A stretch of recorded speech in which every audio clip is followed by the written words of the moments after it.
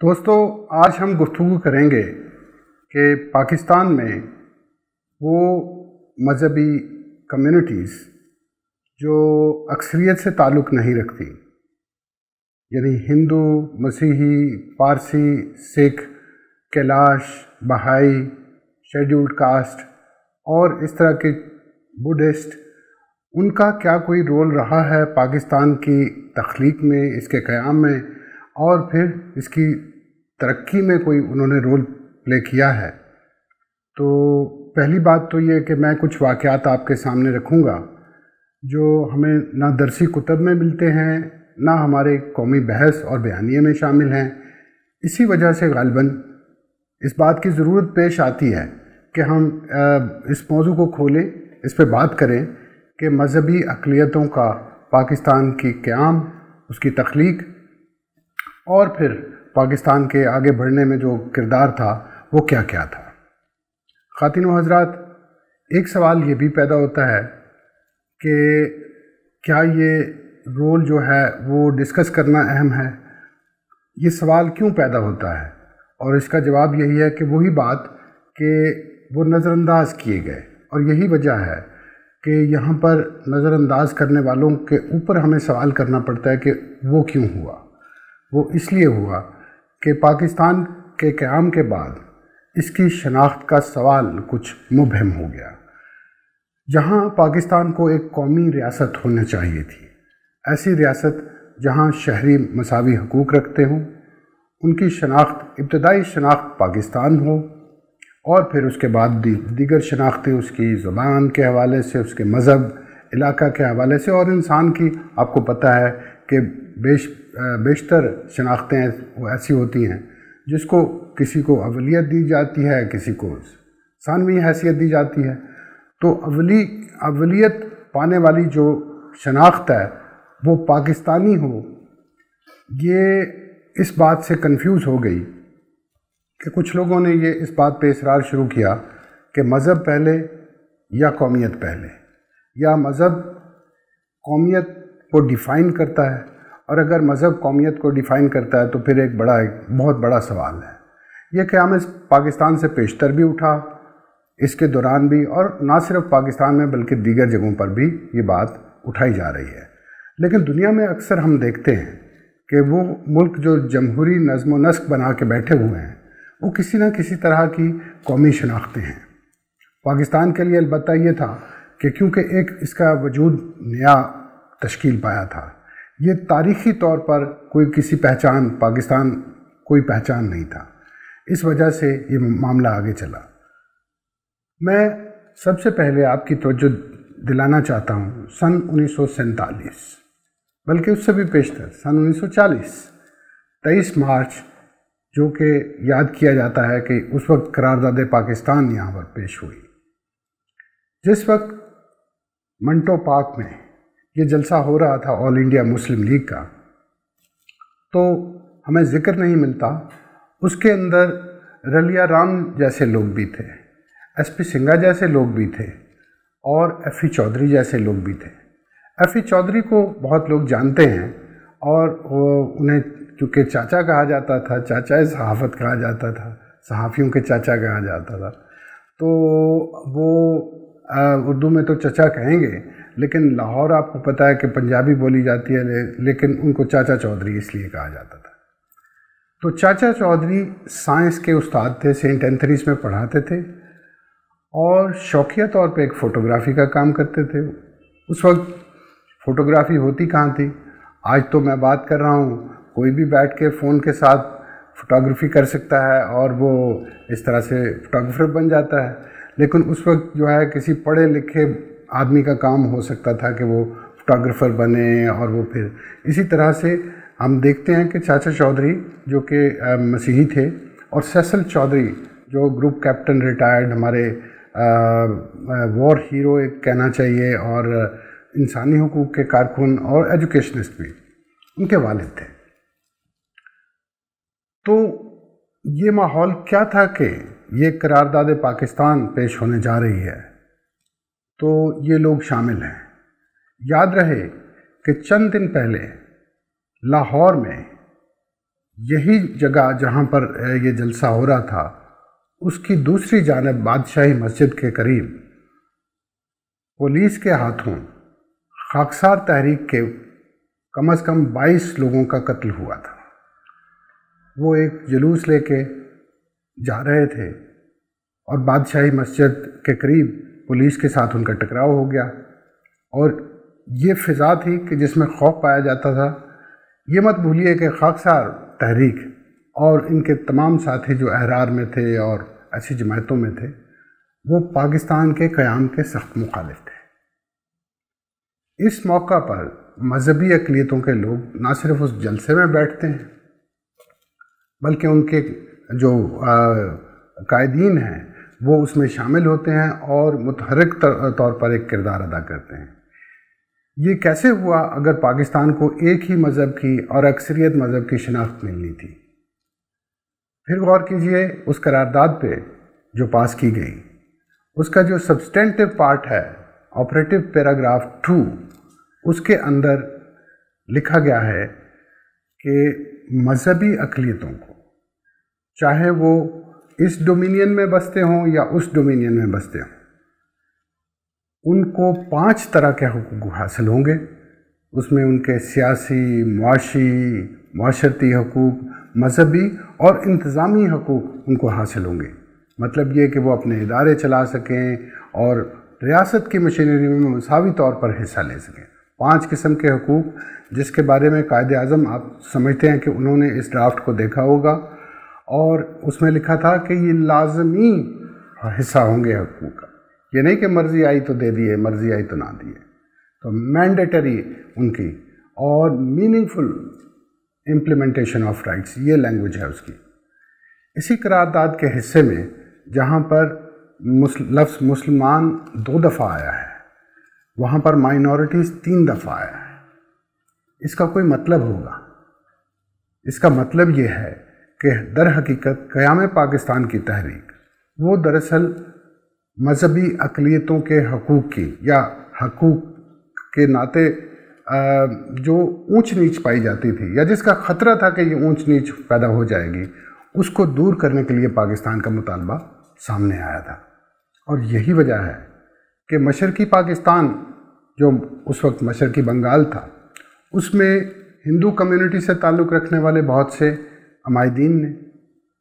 اور خاص طور پر جوگندر ناتھ منڈل، جو کہ بعد میں پاکستان کے پہلے وزیر قانون بنے، وہ مشرقی پاکستان میں مسلم لیگ کی حکومت بننے میں ان کا بہت بڑا عمل دخل تھا۔ وہ شیڈیولڈ کاسٹ سے تعلق رکھتے تھے اور ان کی اچھی خاصی نشستیں تھیں اور ووٹ تھے، اور اسی ناطے سے وہ وہاں پر آل انڈیا کانگریس کو الیکشن میں ہرانے میں کامیاب ہوئے تھے۔ یہ سن 46 کا الیکشن بھی، اور اس سے پیشتر بھی الیکشن میں جوگندر ناتھ منڈل صاحب کا بڑا رول تھا۔ یہ مشرقی پاکستان کی کہانی ہے۔ پنجاب میں تو البتہ اب بہت سے لوگوں کو معلوم ہے کہ جب پنجاب کا فیصلہ ہونا تھا کہ یہ پاکستان میں شامل ہو، علیحدہ سے کوئی اپنی شناخت بنائے یا اس کی تقسیم ہو، تو یہاں پر پنجاب اسمبلی اس وقت کی، جس کو لیجسلیٹو کاؤنسل کہتے تھے، اس میں ووٹنگ ہوئی تھی، اور جو اسپیکر تھے ان کا نام تھا دیوان بہادر ایس پی سنگھا۔ یہ نارووال سے تعلق رکھنے والے ایک مسیحی تھے اور رجسٹرار تھے پنجاب یونیورسٹی کے، اور یہ اسپیکر کے طور پر وہاں پر فرائض انجام دے رہے تھے۔ اس کے علاوہ جو مسیحی پنجاب میں تھے، مسٹر سی ای گبنز اور ماسٹر فضل الہی، یہ 3 ووٹ، ایک چوتھا ووٹ تھا لیکن وہ نہیں آیا، اور وہ یورپین بورڈ تھا، اینگلو انڈین کا بھی ایک نمائندگی ہوتی تھی وہاں پہ۔ تو مسٹر رابرٹ، جن کی خانے وال کے پاس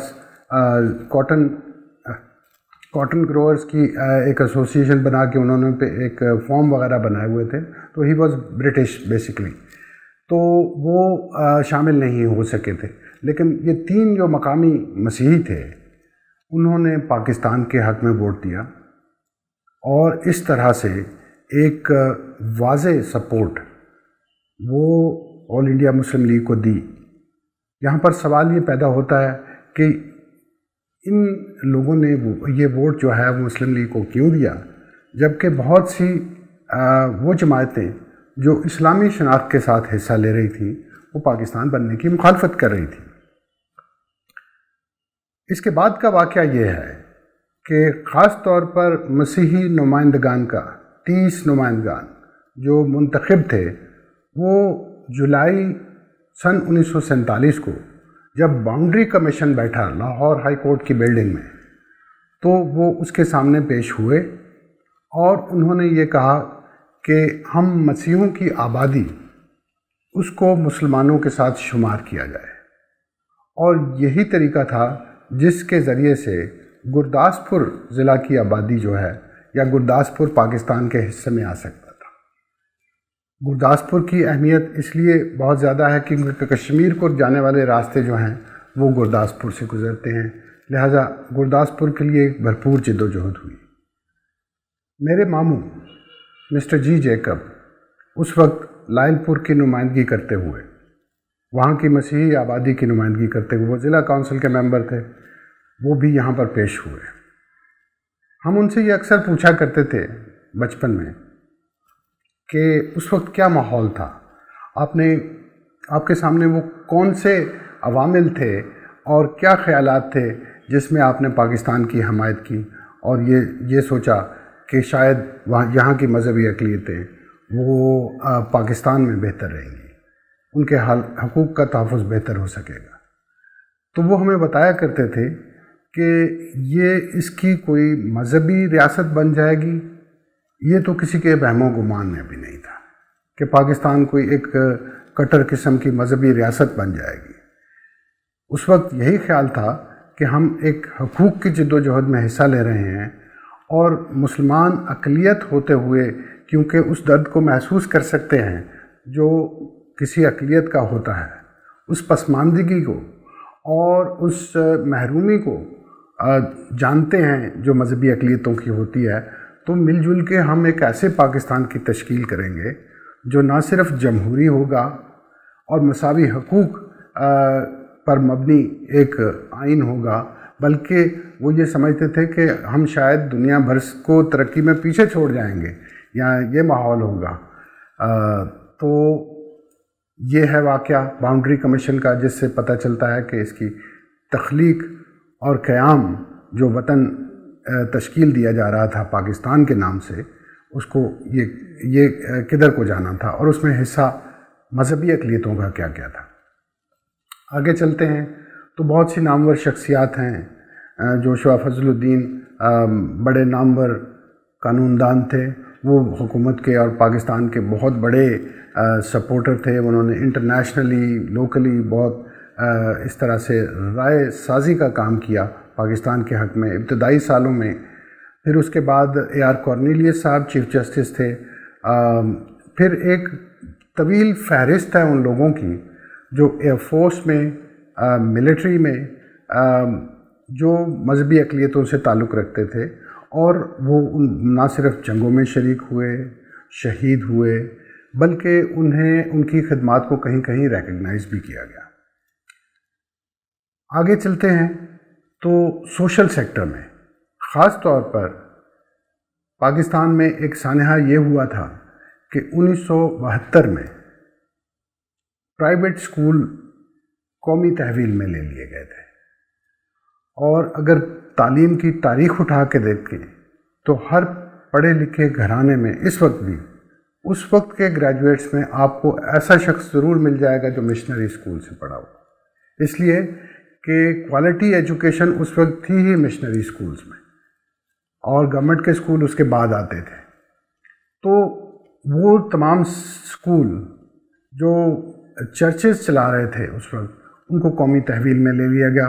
اور یہاں پر ایک یوں سمجھ لیجئے کہ بحران در بحران کا شکار ہو گئی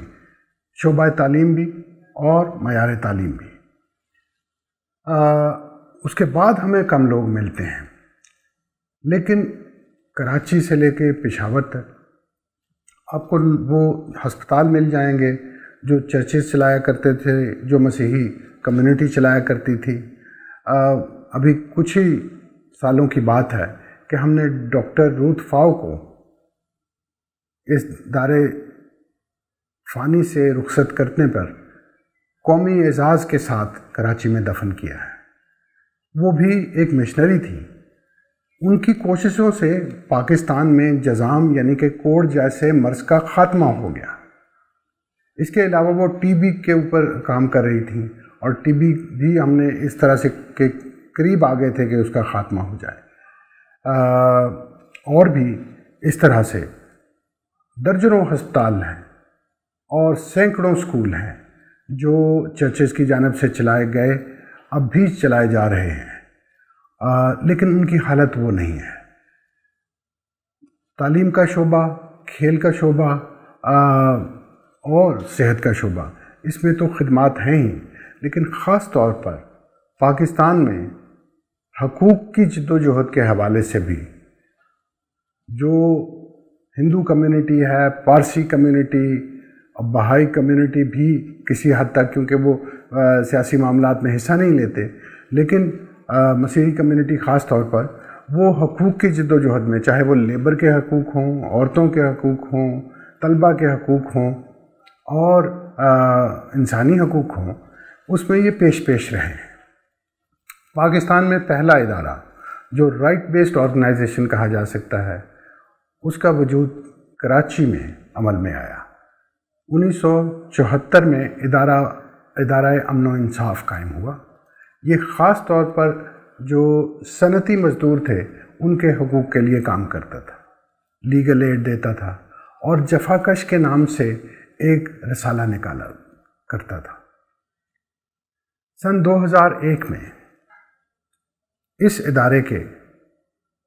تمام سٹاف کو جو دفتر میں آئے، 26 ستمبر 2001 کو ایک ایک کر کے قتل کر دیا گیا۔ 6 لوگ قتل ہو گئے، 7واں زخمی ہو گیا۔ اس کے بعد یہ ادارہ کام نہیں کر رہا۔ یہ افتاد جو دہشت گردی کی شکل میں آئی ہے، جو ریاستی جبر کی شکل میں آئی ہے، وہ سب اداروں پہ اس طرح سے ہے، لیکن میں یہ کہوں گا کہ اس حوالے سے بھی مذہبی اقلیتوں کا بہت بڑا کردار ہے۔ سیاسی عمائدین میں بھی ایسے لوگ رہے ہیں جو چاہے کسی بھی اسکول آف تھاٹ کے لوگ ہوں، وہ اس کے اندر حصہ لیتے رہے ہیں۔ یہ تو بات درست ہے کہ بیشتر اوقات جو سیاسی نمائندگی، اور خاص طور پر سن 1985 کے انتخابات کے بعد جو نمائندگی آئی ہے، اور وہ غیر جماعتی بنیاد پہ ہوئے تھے، اور وہ ضیاء الحق کی لگائی ہوئی پنیری تھی، وہ ایک ڈکٹیٹر کی لگائی ہوئی پنیری تھی۔ اس کے بعد جو لوگ آئے ہیں وہ یا تو فوجی بیک گراؤنڈ کے تھے، یا پھر ایسے لوگ تھے جن کی سیاست میں آمد ایک اچانک، یا یوں بھی کہہ لیجئے کہ وہ حادثتاً ہوئی تھی، لیکن پھر بھی ایسے لوگ آتے رہے ہیں۔ مثال کے طور پر شہباز بھٹی صاحب، جنہوں نے بہت بڑی خدمات سر انجام دی ہیں، حقوق کے معاملے میں آگہی، اور حد یہ کہ اپنی جان کا نذرانہ بھی انہیں پیش کرنا پڑا تو انہوں نے اس کو قبول کر لیا۔ تو بہت سے لوگ ہیں جن کا نام لے کے کہا جا سکتا ہے۔ آج میں نے زیادہ نام آپ کے سامنے اس لیے نہیں لیے کہ وہ فہرست بہت لمبی ہے اور مجھے کہیں بھول نہ جائیں نام، اور کسی ایک کے ساتھ زیادتی نہ ہو جائے، لیکن یہ وہ چند نام ہیں جو اتنے نمایاں ہیں جو حافظے سے کسی طرح سے محو ہی نہیں ہو سکتے۔ سوال یہ ہے کہ آج اس موضوع پہ ہم بات کیوں کر رہے ہیں، اور یہیں سے گفتگو شروع ہوتی ہے کہ مذہبی اقلیتوں کے سامنے اس وقت کیا کیا مشکلات ہیں، وہ کن کن مشکلات سے دوچار ہیں۔ سوال یہ ہے کہ جب ریاست نے ایک ترجیح اپنا لی کہ وہ اکثریتی آبادی یا اکثریتی مذہب کے حقوق کی پہچان لے گی اور ان کے حقوق کا خیال رکھے گی، اور پھر یہ سوال آرٹیکل 25 کا کہ سب کے حقوق برابر ہوں گے اور سب شہری مساوی ہیں اور قانون سب کے لیے برابر ہے، یہ ایک ثانوی جگہ پہ چلا گیا۔ آئین پاکستان کو لے لیجئے، آئین پاکستان 25 مقامات پر کم و بیش مذہبی اقلیتوں کے ساتھ امتیازی سلوک کرتا ہے یا مذہب کی بنیاد پر فرق کرتا ہے۔ صرف صدر اور پرائم منسٹر تک محدود نہیں ہے کہ وہ صرف وہ عہدے مسلمان آبادی کے لیے مخصوص کیے گئے ہیں، اور بھی بہت سی باتیں ہیں۔ مثال کے طور پر آرٹیکل 31 کہتا ہے کہ تعلیم ہوگی تو وہ اسلام کی ہوگی اور عربی زبان پڑھائی جائے گی۔ اس سے ہمارا تعلیمی نظام اس کے خد و خال بن جاتے ہیں کہ تعلیمی نظام اس کے اندر ہیٹ مٹیریل ڈالا جا سکتا ہے، دوسرے مذاہب کو برا بھلا کہا جا سکتا ہے، اس کے اندر دوسرے مذاہب پڑھائے نہیں جائیں گے، تو ہماری تعلیمی نظام میں اس وقت ایک ہی مذہب پڑھا جا سکتا ہے اور دوسرا کوئی مذہب نہیں پڑھا جا سکتا، حالانکہ آبادی دیگر مذاہب موجود ہیں۔ آرٹیکل 260 میں یہ کہا گیا ہے کہ کون کون غیر مسلم ہے۔ اصولی طور پر تو یہ غلط ہے، یہ مذہب تو اپنا اپنا ہوتا ہے۔ ریاست کیسے تعین کر سکتی ہے کہ فلاں کا فلاں مذہب ہے، لیکن اس میں کوئی 8 کیٹیگریز بتائی گئی ہیں کہ جس میں یہ بتایا گیا کہ یہ لوگ جو ہیں وہ مذہبی اقلیت ہیں۔ اس کا کیا پس منظر تھا وہ آپ جانتے ہیں کہ ایک طبقہ خیال کے لوگ جو ہیں ان کو غیر مسلم کہنا تھا، لیکن بات یہاں تک رکی نہیں ہے۔ آج اس خطرے سے کوئی بھی محفوظ نہیں ہے کہ اس کا ایمان چیلنج کر لیا جائے گا اور اس سے پوچھ لیا جائے گا کہ آپ کوئی ثبوت دیں کہ آپ یہ ہیں، آپ وہ ہیں۔ بات مذہب تک محدود ہی نہیں رہی، فرقے تک چلی گئی، بلکہ فرقے سے بھی آگے اس کے اندر جو گروپ بنے ہوئے ہیں وہ تو ایک طرف تو وہ اثرات ہیں جو مذہبی اقلیتوں کے اخراج، جو کہ ہمارا سیاسی فریم ورک تھا، قانونی فریم ورک تھا، اس کے اندر سے جو اخراج ہوا اس کی وجہ سے ہماری قومی زندگی پر پڑے، لیکن خاص طور پر مذہبی اقلیتیں وہ غیر محفوظ ہو گئی۔ ان گروہوں کو جو کسی طرح سے کسی مذہب کی بنیاد پر ذاتی اناد یا کسی مفاد کے لیے کوئی کسی کو دکان خالی کروا سکتا تھا، کوئی کسی کا پیسہ مار سکتا تھا، کوئی کسی کو نوکری سے نکال سکتا تھا، کوئی کسی کی ٹرانسفر رکوا سکتا تھا، یہ سارا کام کرنے کے لیے مذہب کی آڑ لی جانی شروع ہو گئی۔ اور یہی وجہ ہے کہ نہ صرف یہ کہ مذہبی اقلیتوں کی تعداد سکڑتی گئی۔ میں آپ سے اگر عرض کروں تو 2017 میں جو سینسس ہوا قومی شماریات میں، اس کے نتائج پرائم منسٹر آف پاکستان کے حکم پر مذہبی اقلیتوں کے اعداد و شمار روک لیے گئے۔ اور وجہ کیا ہے؟ وجہ یہ ہے کہ وہ پچھلے 2 سینسس سے اتنے زیادہ مختلف ہیں کہ اس کی کوئی جسٹیفیکیشن نہیں کر سکتا۔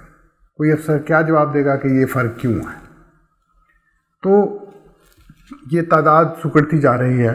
اس عدم تحفظ کی وجہ سے، جو آئین مساوی طور پر شہریوں کو نہیں دیتا، اور اس مساوی عدم تحفظ کا نتیجہ ہے کہ قانون کی حکمرانی نہیں ہے۔ من چاہا قانون اور من چاہی اس کی تعبیر اور من چاہی اس کی نفاذ، یہ ہو رہا ہے، اور اسی وجہ سے ہم اپنی گورننس میں پیچھے ہیں۔ لیکن مذہبی اقلیتوں پر خاص طور پہ اس طرح سے اثر ہوتا ہے کہ آپ نے سنا ہوگا کہ جبری تبدیلی مذہب کے، اور خاص طور پر کم سن بچیوں کے، اور وہ ہندو اور مسیحی بچیاں ہیں اور چند ایک سکھ بچیاں بھی جبری تبدیلی مذہب کا شکار ہوتی ہیں۔ کہنے کو یہ کہا جاتا ہے کہ انہوں نے شادی کر لی ہے، لیکن حالات ایسے ہیں، ماحول ایسا ہے کہ مذہب کا جب نام لے لیا جاتا ہے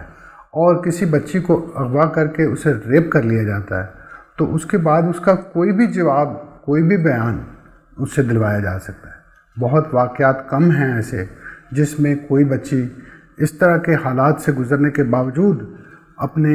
ضمیر کا بیان دے سکتی ہے، اور اس کو ڈرایا دھمکایا جاتا ہے کہ تمہارے ماں باپ کو یہ قتل کر دیں گے، یہ ہو جائے گا، وہ ہو جائے گا۔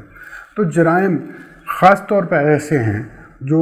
جن کا شکار ہوتے ہیں مذہبی اقلیتوں کے افراد، اور اسی وجہ سے اس وقت پسماندہ ہیں۔ میں خاص طور پر آپ کو بتاؤں کہ گزشتہ سینسس کے مطابق جب ہمارے ہاں 45% اوسط شرح تعلیم تھی، مسیحی جماعت جس کے میں نے بتایا کہ ہزاروں سکول ہیں اور وہ تعلیم باہم پہنچانے والی کمیونٹی تھی، وہ ہماری قومی اوسط سے 11% پیچھے تھی، اور ہندو کمیونٹی 20% پیچھے تھی، اور سکھ کمیونٹی کا بھی یہی حال ہے۔ تو اس طرح سے چند ایک کمیونٹیز ہیں جس کے اندر یہ بچے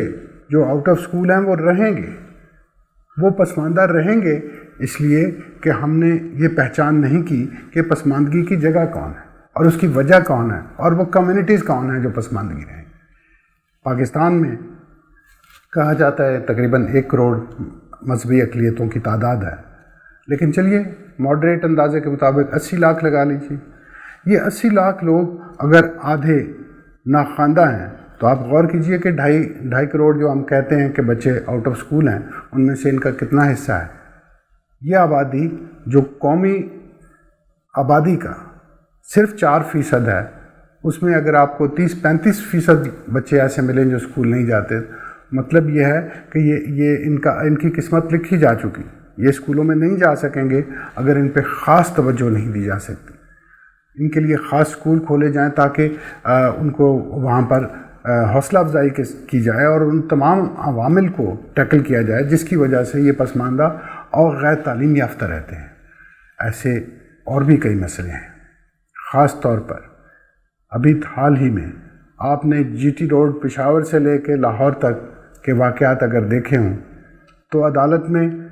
قتل کر دیا جاتا ہے کسی کو کہہ کے یہ غیر مسلم ہے، کافر ہے، اس نے گستاخی کی ہے۔ اسلام آباد ایک مندر کی تعمیر کی اجازت مل چکی ہوئی ہے اور وہ مندر نہیں بنانے دیا جائے گا۔ لاہور، یہاں پر دیگر انفرادی واقعات تو ایک طرف، اسمبلی بیٹھ کے 1 مہینے کے اندر 3 قانون پاس کرتی ہے جو مذہب اور فرقے کی بنیاد پر اناد کا سبب بنیں گے، اور وہ پرانے قوانین اسی طرح کے جو بنے ہوئے ہیں انہی کا تسلسل ہے، انہی کی توسیع ہے، اور کوئی سوال نہیں اٹھاتا۔ یہ ہمارے نظام تعلیم اور نظام معاشرت میں پائی جانے والی مذہبی تفریق، نفرت، کوئی بھی چاہے تو کسی بھی قسم کا اسٹکر وہ لکھ سکتا ہے اور کسی کو کافر کہہ کے اس کے بعد وہ اپنی دکان پہ لگا لے، اس کا بینر بنا لے، رکشے پہ لگا لے، یہ سب چیزیں ممکن ہیں۔ تقریر کر لے تو کوئی روک نہیں سکتا۔ وقت یہ ہے کہ ہمیں اس بنیادی سوال پر واپس جانا ہوگا کہ مذہب کی بنیاد پر پاکستان کے شہریوں کے اندر کوئی تفریق، کوئی اونچ نیچ، کوئی تمیز نہیں ہونی چاہیے۔ اگر یہ ہوگی ہم ایک کوہیسو معاشرہ، ایک مربوط معاشرہ تشکیل دینے کے قابل نہیں ہو سکیں گے۔ آپ نوجوان اور ہم سب کو یہ کوشش کرنا ہوگی، سب کو مل کے کوشش کرنا ہوگی کہ ہم پاکستان کا وہ خواب جو اس کے بانیوں نے دیکھا تھا اور جس کی اولین مثالیں میں آپ کے سامنے پیش کر رہا تھا کہ ایک جمہوری پاکستان،